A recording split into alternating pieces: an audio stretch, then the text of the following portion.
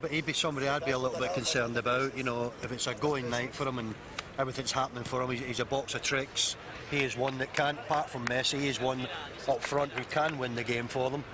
So I wouldn't look at his season, Stuart, and sort of write him off as being a player that couldn't cause us damage here tomorrow night, because I really believe he is a top player. The question is, Lou, are they tested enough at the back in La Liga week in and week out?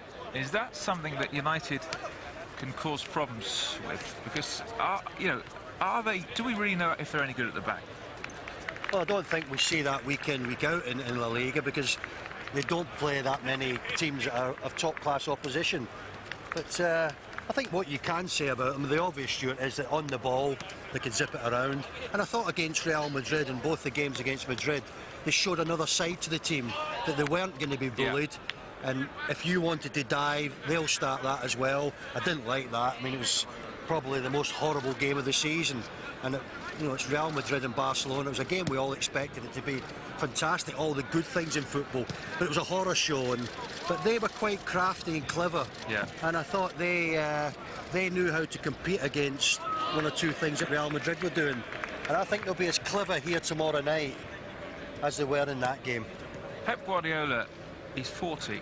He's won the European Cup in this stadium with Barcelona as a player in 1992, won it as a manager. I mentioned it earlier, 3 years as a manager, 9 trophies. Incredible. Well, we talk about our manager leaving and we talk about the candidates for the job.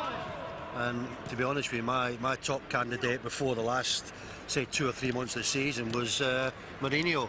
But I'd just sort of fallen out of favour with him, Stuart, watching these antics in that particular game, or the 2 games against Barcelona. And I think this fella's jumped ahead of him. And if there was a candidate for Old Trafford on the record book, we've seen his interview, press interview, seemed a nice fella. Speaks good English as well. Speaks good English, seemed capable of handling a big press conference, because there's no bigger press conference than here tonight at Wembley. So he's got all the credentials of being a possibility of being the next man. And he's also said, which is quite strange as well, that his time at Barcelona could be coming to an end. Yeah, he's only had sort of 1-year contracts, and says that after a while, the dressing room sort of gets fed up with the manager and the manager gets fed up with the players. Doesn't seem to work like that at Old Trafford. No, it doesn't. But I thought that was rather strange and bold of him to actually say that. But he's obviously said it for a reason, and maybe that reason is that he would fancy a crack in the Premier League. And if he does fancy a crack in the Premier League, he's smart enough to realise that the best team to go to is Manchester United. It's amazing to think that the majority of this Barcelona squad that we see training out here on this magnificent Wembley surface are free. They've just come up from the academy, from the youth ranks. Obviously, they spent a bit of money on the likes of David Villa, Piqué, who originally started obviously at Barcelona, but they bought him back. But a lot of these players didn't cost anything. Well, they're obviously doing something, Stuart, that a lot of other clubs are not doing. Because I think nowadays, if any club gets one player coming through the academy who eventually gets into the first team and stays in it as a regular, then it's an achievement. I mean, we did it years ago with 6 or 7.